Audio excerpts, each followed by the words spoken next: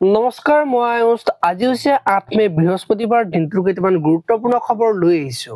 প্ৰথম খবৰটো হৈছে প্ৰধানমন্ত্ৰীৰ নেতৃত্বত পাকিস্তানক ভাৰতীয় সেনাই দিয়া যোগ্য প্ৰত্যুত্তৰত মই আনন্দিত।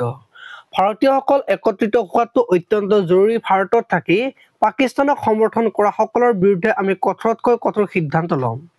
পাকিস্তানত ভাৰতৰ এয়াৰ ষ্ট্ৰাইক সন্দৰ্ভত প্ৰতিক্ৰিয়া মন্ত্ৰী পীযুষ হাজৰিকাৰ মন্তব্য। পৰৱৰ্তী খবৰটো হৈছে অপাৰেচন সিন্দুৰৰ টাৰ্গেট কুখ্যাত পাক সন্ত্ৰাসবাদীৰ ঘাটিত ধ্বংসস্তূপত পৰিণত। পৰৱৰ্তী খবৰটো হৈছে নিলাজ পাকিস্তানে ভাৰতক দিলে আক্ৰমণৰ হুংকাৰ। তিনিবাৰকৈ আক্ৰমণৰ পিছতো লাজ নহল পাকিস্তানৰ।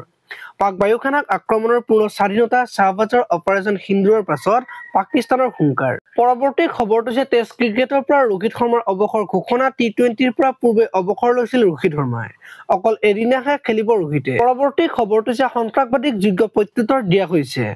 ৰাইন টু ৰেপচন পদ্ধতিৰে দিয়া হল উত্তৰ পৰ্দাৰ আঁৰত থাকি আমি কাম কৰা সকলক চিনাক্ত কৰা হৈছে। আমি শুদ্ধভাৱে লক্ষ্যত আঘাত কৰিলো। আমি কেৱল পাকিস্তানৰ সন্ত্ৰাসবাদীৰ শিবিৰতহে আঘাত কৰিলো। ভাৰতে যোৱা নিশা ইতিহাস ৰচিলে। আমি সৰ্বসাধাৰণ বসতিস্থলত টাৰ্গেট কৰা নাছিলো। অপাৰেচন সিন্দুৰক লৈ প্ৰতিৰক্ষা মন্ত্ৰীৰ প্ৰতিক্ৰিয়া। পৰৱৰ্তী খবৰটো হৈছে আমাৰ সেনা বাহিনীৰ সামৰ্থ্যক কেতিয়াও সন্দেহ নকৰিব। তেওঁলোকে প্ৰমাণসহ প্ৰতিশোধ লয়। অপাৰেচন সিন্দুৰক লৈ মুখ্যমন্ত্ৰীৰ প্ৰতিক্ৰিয়া। পৰৱৰ্তী খবৰটো হৈছে পাকিস্তানৰ নাম উল্লেখ নকৰাকৈ গৌৰৱ গগৈৰ প্ৰতিক্ৰিয়া। এক্সত গৌৰৱ গগৈৰ মন্তব্য নিশা ৰাতি শাস্তিমূলক বিমান আক্ৰমণত সশস্ত্ৰ বাহিনী আৰু চৰকাৰে গ্ৰহণ কৰা পদক্ষেপক মই শলাগ লৈছো। এই সময় হৈছে জাতীয় ঐক্য আৰু আমাৰ সশস্ত্ৰ বাহিনীৰ সৈতে সংহতিৰ সময়। জয় হিন্দ। পৰৱৰ্তী খবৰটো হৈছে ভাৰতৰ আক্ৰমণত নিহত 5 পাক সন্ত্ৰাসবাদী চিনাক্ত। কান্দাহাৰ কাণ্ডৰ মাষ্টাৰমাইণ্ড পৰিয়াল নিশেষ। পৰৱৰ্তী খবৰটো হৈছে অপাৰেচন সিন্দুৰত নিহত পাক সন্ত্ৰাসবাদী মাছুদৰ পৰিয়াল। সন্ত্ৰাসবাদী মাছুদ আজাহাৰৰ পৰিয়ালৰ 10 সদস্য নিহত। অপাৰেচন সিন্দুৰত নিহত হৈছে মাছুদ আজাহাৰৰ ভগ্নীও। কান্দাহাৰ কাণ্ডৰ খলনায়ক আছিল মাছুদ আজাহাৰ।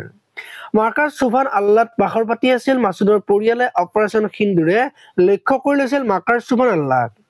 জইচ-ই মহম্মদৰ মুখ্য কাৰ্যালয় মাৰ্কাজ সুবহান আল্লাহ। আজিৰ দিনটো ভাৰতবাসীৰ কাৰণে সুখৰ দিন, উৎফুল্লিত হোৱাৰ দিন। পাকিস্তানে সন্ত্ৰাসবাদীকেই নহয়, প্ৰয়োজন হলে গোটেই পাকিস্তানখনে উৰাই দিব লাগে, এই কথা মন্তব্য কৰিলে পদ্ম হাজৰিকাই। পৰৱৰ্তী খবৰটো হৈছে বিদেশ ভ্ৰমণ বাতিল প্ৰধানমন্ত্ৰী নৰেন্দ্ৰ মোদীৰ। নৰৱে, ক্ৰোৱেছিয়া আৰু নেদাৰলেণ্ডছ ভ্ৰমণসূচী বাতিল কৰিছে প্ৰধানমন্ত্ৰী নৰেন্দ্ৰ মোদীয়ে।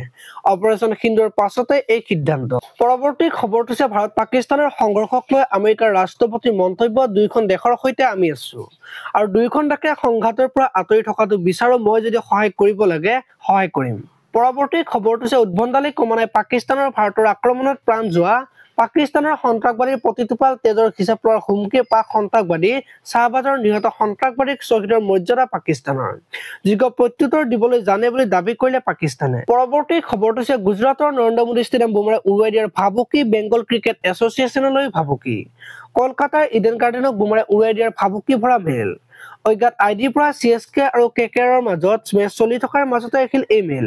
আজিলৈ ইমানে। আপোনালোকে যদি ভিডিঅ'টো চাই ভাল পালে তেতিয়াহ'লে লাইক কৰিব আৰু এনেকুৱা ধৰণৰ খবৰ মই সদায় পাই থাকিবলৈ চেনেলটো ছাবস্ক্ৰাইব কৰি বেল আইকনটো প্ৰেছ কৰি দিব। ধন্যবাদ।